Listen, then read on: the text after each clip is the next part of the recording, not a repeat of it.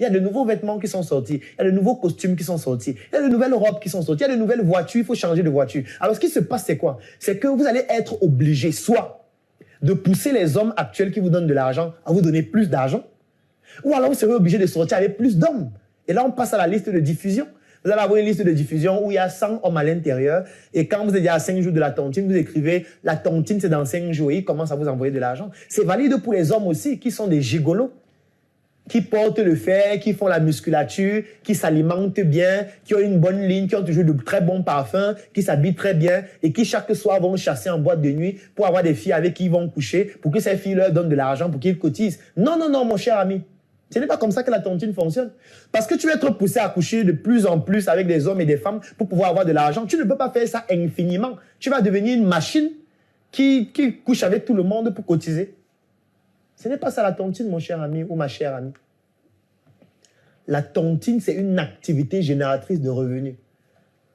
Et pas une activité qui masque le fait que tu couches avec les hommes ou qu'un homme soit en train de coucher avec les femmes parce que c'est un faf et c'est son métier, non.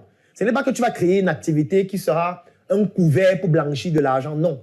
Cette activité doit générer des revenus et tu dois cotiser à la hauteur des marges que tu es capable de générer pour ne pas devenir une bombe humaine, tout simplement. Voilà les piliers de la tontine, les principaux piliers. Je n'ai pas envie que le direct mette trop de temps, donc je ne vais pas développer davantage. Il y a d'ailleurs une formation que j'ai sortie dessus qui s'appelle « Les secrets de la tontine ». Pour ceux qui souhaitent bénéficier de cette formation qui est complète, où je parle de la tontine en détail, vous pouvez écrire en commentaire « Je souhaite bénéficier de la formation sur la tontine » ou vous m'écrivez en inbox et vous allez avoir accès à cette formation. Parce qu'il est très important de comprendre exactement comment la tontine fonctionne. Parce que c'est en comprenant comment la tontine fonctionne que vous allez pouvoir trouver des solutions qui vous permettent de pouvoir optimiser votre manière de pratiquer la tontine et de pouvoir tirer toutes les ressources qui se trouvent dans les tontines. Parce qu'aujourd'hui, ce que vous faites de plus souvent, c'est la cotisation, ce n'est pas la tontine. Et dès que j'ai fini de dire ça, il y a maintenant plusieurs formes de tontine. Mais la seule forme sur laquelle je vais m'attarder, c'est ce qu'on appelle la tontine structurelle.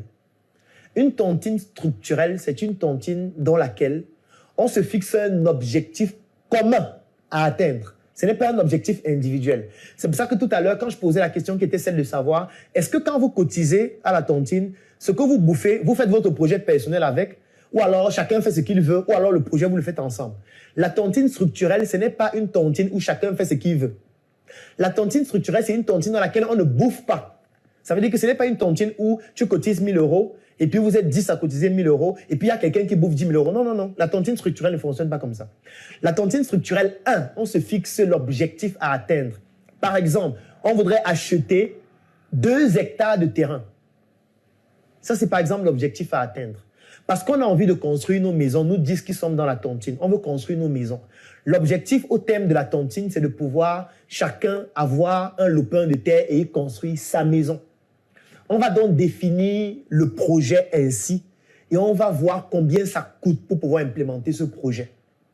On va voir le terrain, ça coûte combien. Étant donné que nous sommes 10, on n'a pas besoin que chacun achète son terrain à part. On pourra acheter un terrain et on va faire juste un morcellement pour que chacun ait sa parcelle. Ça, c'est la première chose qu'on va faire. Deuxième chose qu'on va faire, on va évaluer le coût total du projet, partant de l'acquisition du terrain jusqu'à la construction des maisons. Étant donné qu'il va s'agir d'acheter un terrain pour 10 personnes, de construire des maisons pour 10 personnes, vous voyez qu'on est en train de construire déjà à l'échelle, c'est-à-dire un nombre beaucoup plus important, donc ça va réduire les coûts. Parce que quand on va aller acheter le ciment, on ne va pas acheter 2 sacs, on va acheter 500 sacs, on va acheter 1000 sacs. Parce qu'on veut construire plusieurs maisons, donc en achetant 1000 sacs, on achète le sac à un prix inférieur à celui qui achète 2 sacs. Ça veut dire qu'on va jouer sur l'échelle parce que nous sommes 10 à la tontine, parce que nous sommes 20, parce que nous sommes 100. Et quand on va acheter un terrain, on ne va pas acheter 200 mètres carrés, 500 mètres carrés, non. On va acheter 5 hectares, on va acheter 10 hectares. Et quand on achète 10 hectares, lorsqu'on va morceler pour que chacun puisse avoir 500 mètres carrés ou 700 mètres carrés, ces 500 mètres carrés vont revenir à un prix beaucoup plus faible que s'il était allé acheter seul 500 mètres carrés. Donc, on va jouer sur l'échelle afin de pouvoir acheter en gros et avoir donc de manière individuelle un prix qui est beaucoup plus faible.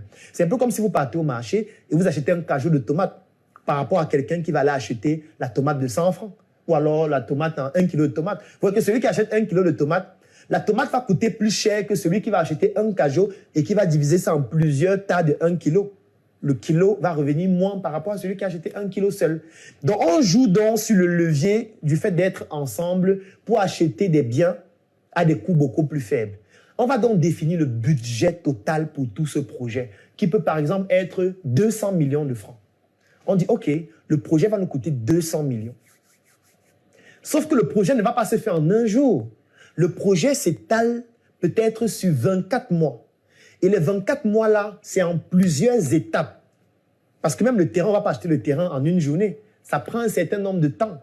Et ça ne va pas épuiser les ressources au même moment. Parce que chaque étape a un coût. Donc, on va segmenter le projet en plusieurs étapes et on va étaler ça sur 12 mois, sur 24 mois, sur 36 mois, etc. Et chaque étape aura son coût. On va par exemple dire la première étape, c'est 3 millions. La deuxième étape, c'est 8 millions. La troisième étape, c'est 15 millions, etc. On va donc décider de se mettre ensemble. Nous sommes 10. On va dire, quelles sont les activités de chacun? Toi, quelles sont tes activités? On va analyser les activités de chacun pour voir ce que chacun est prêt et capable de cotiser. Et en fonction de la capacité financière de chacun par rapport à son activité qui génère des revenus, on va définir combien on peut cotiser. Si on décide qu'on va cotiser 500 000 francs chacun, ça veut dire que 10 personnes, ça fait 5 millions par mois. Et quand on va avoir 5 millions, qu'est-ce qu'on fait? On ne va pas partager cet argent. Il n'y a pas quelqu'un qui va bouffer, non.